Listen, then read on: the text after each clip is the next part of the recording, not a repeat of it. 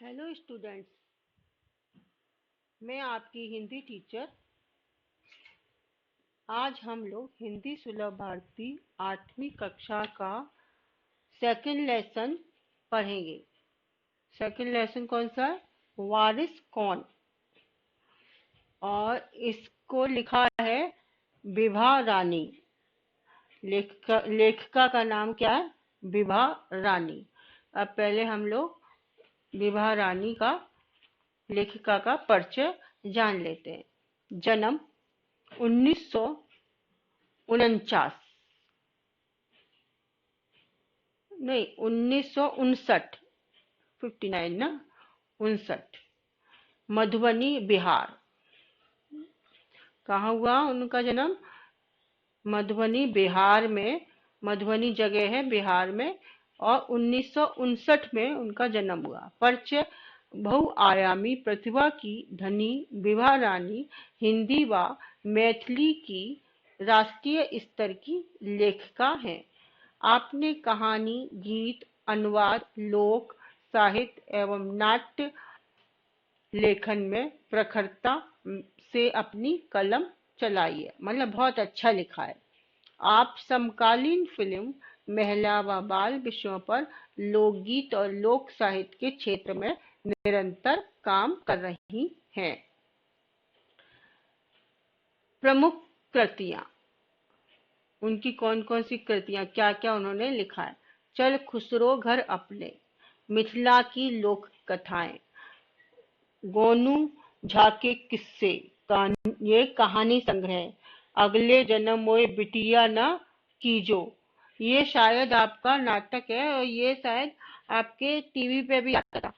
मुझे मालूम है, जहाँ तक अगले जन्म मोए बिटिया ना कीजो, शायद उनका ये नाटक टीवी पर भी आता था। समरथ कैन, द्विभाषी हिंदी अंग्रेजी का अनुवाद, बिल टेलर की डायरी आदि, ये उनकी कृतियां हैं। गद्य संबंधी, अब जो उन्होंने लेसन जो लिखा है वारिस कौन, इसके संबंध में क्या लिखा है? प्रस्तुत संवादात्मक कहानी के माध्यम से विभा रानी जी का कहना है कि हमें उत्तम फल प्राप्त करने के लिए समय और साधनों का सदुपयोग करना चाहिए।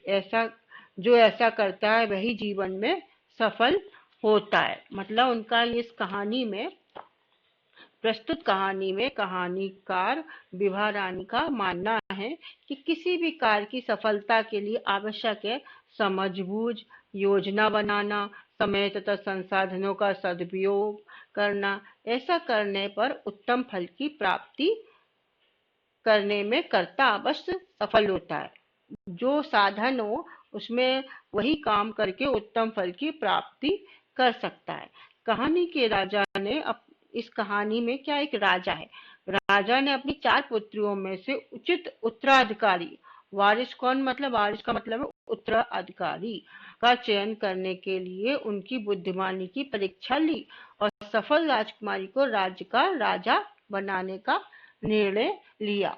ठीक है, अभी हम लोग थोड़ा थोड़ा लेसन पढ़ते हैं और समझते जाते हैं। अब वारिस कौन मतलब उत्तराधिकारी। उत्तराधिकारी मतलब जैसे किसी के पास प्रॉपर्टी है, जो भी अपने पास है, उसके जिसका है वो मरने के बाद उसको कौन लेगा, वो उसका मतलब है उत्तराधिकारी और वारिस कौन। अब ये कहानी का शीर्षक है वारिस कौन मतलब उत्तराधिकारी कौन बनेगा। अब मैं पढ़ती हूँ।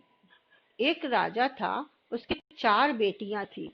राजा ने सोचा कि इन चारों में से सबसे बुद्धिमती होगी उसे ही अपना राजपाट सौंपूंगा।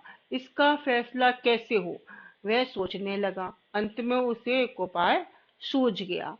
उसने एक दिन चारों बेटियों को अपने पास बुलाया, सभी को गेहूं के 100-100 दाने दिए और कहा, इसे तुम अपने पास रखो, 5 साल बाद मैं जब इन्हें मांगूंगा तब तुम सब मुझे वापस कर देना।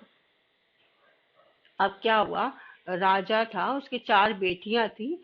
तो अब उसने सोचा कि इन चारों बेटियों में जो समझदार होगी वही मेरा राजपाट लेगा। वही इतना सारा जो मेरा कमाया हुआ है, राजा हूँ, राजा के बाद महल है या जो भी प्रॉपर्टी है, उसको कौन लेगा? तो उसको जो बुद्धिमती होगी, जो बेटी बुद्धिमान होगी वही लेगा, क्योंकि मूर्ख को देने से कोई फायदा नहीं है, वो सब खत्म कर देगा। तो जो बुद्धिमती होगी, बुद्धिमान बेटी होगी, उसे ही इसको राजपाट चलाने के लिए मैं दूंगा। तो उसने उपाय सूझा। उसने उपाय क्या सूझा उसको कि गेहूं के 100-100 दाने उसने चारों बेटियों को दिया और कहा कि मैं 5 साल बाद जब मैं इन्हें मांगूंगा तब मुझे तुम वापस कर देना। गेहूं के दाने लेकर चारों बहनें अपने अपने कमरे में लौट आईं। बड़ी बहन ने उन दानों को खिड़की के बाहर फेंक दिया। उसने सोचा, आज से 5 साल बाद पिताजी को गेहूं के इन दानों की याद रहेगी क्या? और जो याद भी रहा तो क्या भंडार से लेकर दे दूंगी। अब पहली जो बहन थी उसने क्या किया, खिड़की से बाहर फेंक दी। अब सोचने लगी कि आज 5 5 साल बाद क्या पिताजी को याद रहेगी कि हमने 100 दाने दिए थे? और अगर याद भी रहा, मांगे भी, तो भंडार घर में जहाँ पे भंडार घर जहाँ पे अनाज वगैरह हम रखते हैं घर में, वहां से लाकर 100 दाने दे दूंगी। दूसरी बहन ने दानों को चांदी की एक डिब्बी में डालकर उसे मखमल के थैले में बंद करके सुरक्षा से अपनी संदूकची में डाल दिया। सोचा, 5 साल बाद जब पिताजी ये दाने मांगेंगे तब उन्हें वापस कर दूंगी।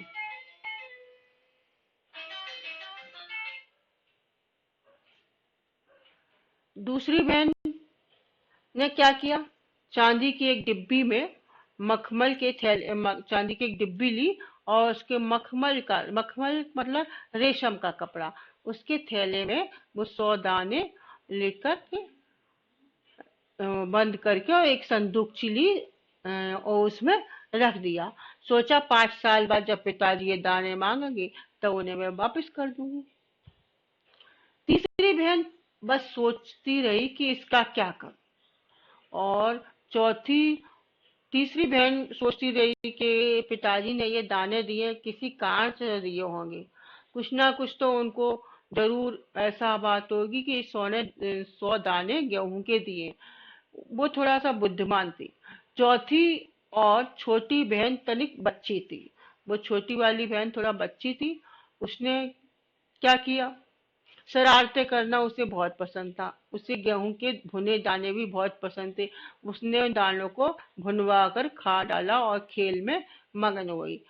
जैसे कि छोटे बच्चे तुम्हारे भाई बहन भी होंगे, छोटे बच्चे जरा शरारती होता, उसी तरह से छोटी वाली बहन बहुत शरारती थी। उसने क्या किया, वो दानों को भुनवा लिया और खा लिया। तीसरी राजकुमारी को इस बात का यकीन था कि पिताजी ने उन्हें यूं ही ये दाने नहीं दिए होंगे, जरूर इसके पीछे कोई मकसद होगा। पहले तो उसने भी अपनी दूसरी बहनों की तरह ही उन्हें सहेज कर रख देने की सोची, लेकिन वह ऐसा ना कर सकी। 2-3 दिनों तक वह सोचती रही कि फिर उसने अपने कमरे की खिड़की के पीछे वाली जमीन में वे दाने बो दिए।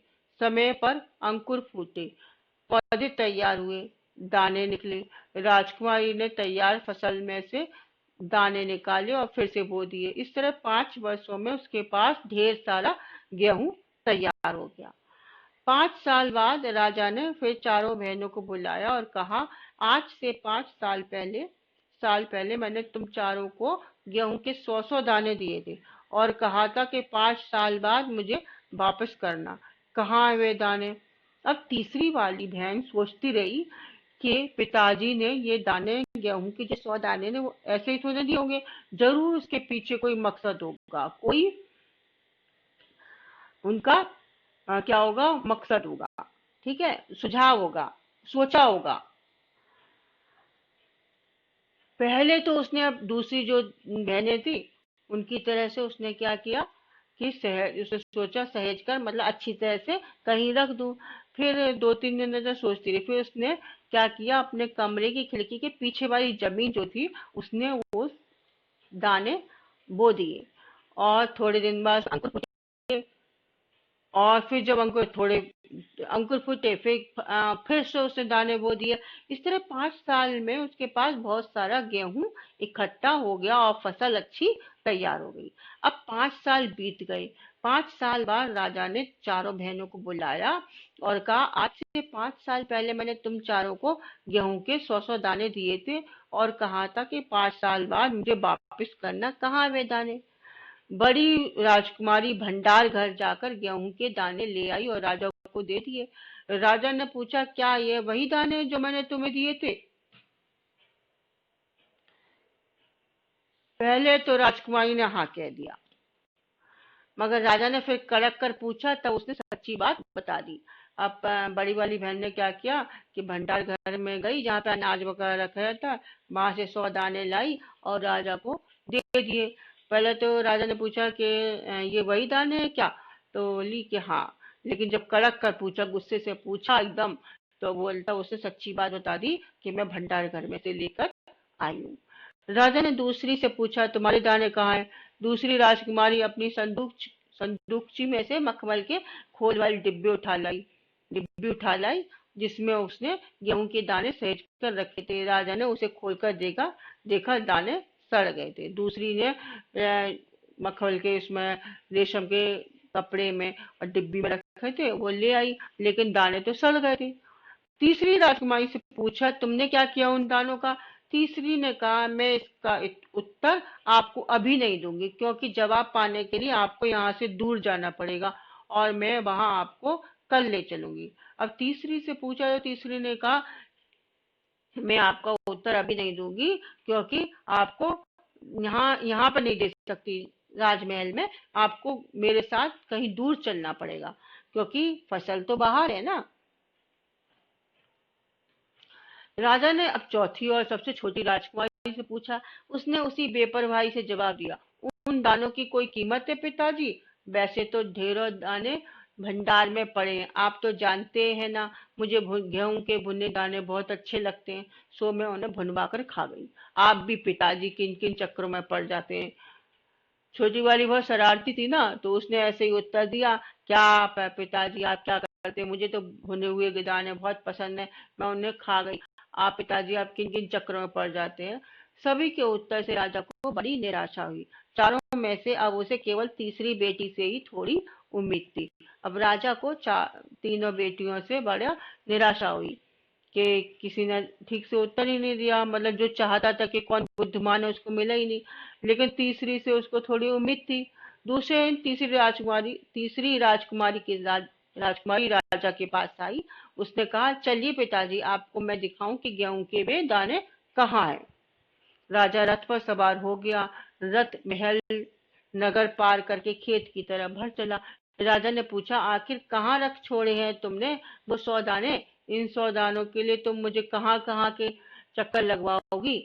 तब तक रथ एक बड़े से हरे भरे खेत के सामने आकर रुक गया। राजा ने देखा, सामने बहुत बड़े खेत में गेहूं की फसल थी। उनकी उसकी बालियां हवा में झूम रही थी, जैसे राजा को कोई खुशी भरा गीत सुना रही हो। राजा ने हैरानी से राजकुमारी की ओर देखा। राजकुमारी ने कहा, पिताजी, ये है वे 100 दाने जो आज लाखों लाख दानों के रूप में आपके सामने हैं। मैंने उन 100 दानों को बोकर इतनी अधिक फसल तैयार की। राजा ने उसे गले लगा लिया और कहा, अब मैं निश्चिंत हो गया, तुम ही मेरे राज की सच्ची उत्तराधिकारी हो।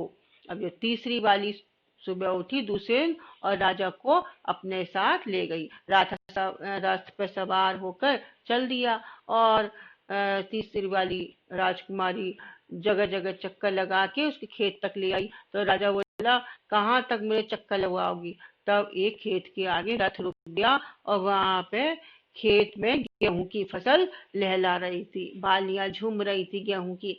तो तब उसने कहा राजकुमारी ने कि ये पिताजी, ये वही 100 दाने हैं जो आज इतने सारे लाखों लाख के दानों के रूप में आपके सामने हैं।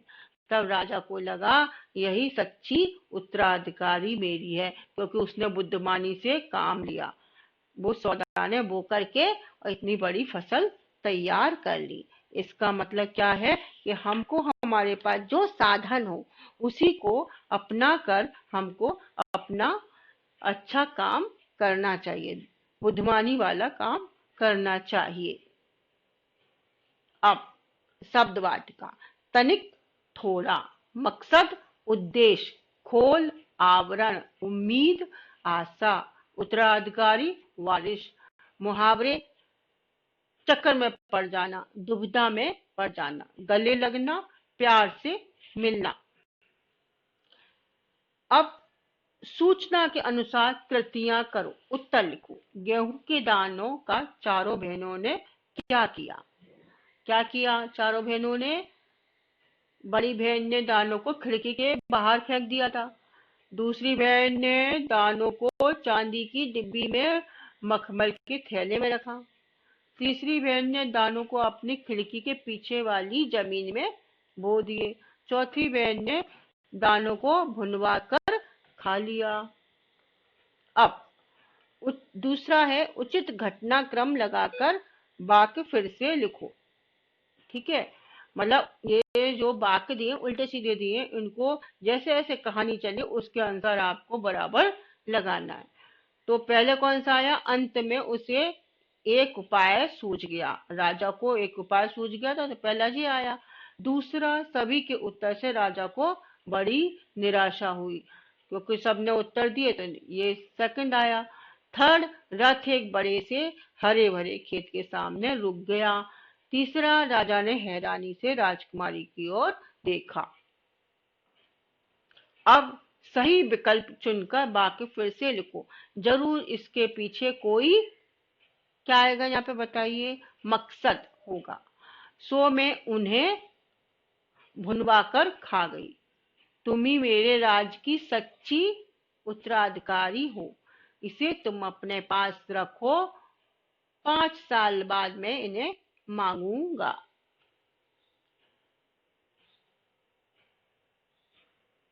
परिणाम लिखो। गेहूं के दानों को बोने का परिणाम। सभी के उत्तर सुनकर राजा पर हुआ परिणाम। दूसरी राजकुमारी का संदूकची में दाने रखने का परिणाम। पहली राजकुमारी को कड़क कर पूछने का परिणाम। मतलब गेहूं के दानों को बोने के बाद क्या परिणाम निकला, इस परिणाम लिखना है आपको। तो पहला, गेहूं के दानों को बोने का परिणाम क्या हुआ? वे दाने लाखों लाख दानों के रूप में हरे भरे खेत में हवा में झूम रहे थे। दूसरा, सभी के उत्तर सुनकर राजा पर हुआ परिणाम क्या हुआ? सभी के उत्तर सुनकर राजा पर हुआ परिणाम, राजा को बड़ी निराशा हुई। तीसरा, दूसरी राजकुमारी का संदूकची में दाने रखने का परिणाम क्या हो गया? दूसरी राजकुमारी संदूकची में दाने रखे थे, तो दाने कैसे हो गए थे? सड़ गए थे। चौथा क्या है? पहली राजकुमारी को कड़क कर पूछने का परिणाम। जब पहली राजकुमारी ने झूठ बोला था कि मैं वो वे वही दाने हैं, तो जब राजा ने कड़क कर पूछा तो राजकुमारी ने स्वीकार किया कि वे दाने भंडार घर में से लाई है। निम्नलिखित प्रश्नों के उत्तर दीजिए। राजा ने चारों बेटियों को क्या दिया? क्या दिया? क्या दिया था? राजा ने चारों बेटियों को गेहूं के 100 दाने दिए थे।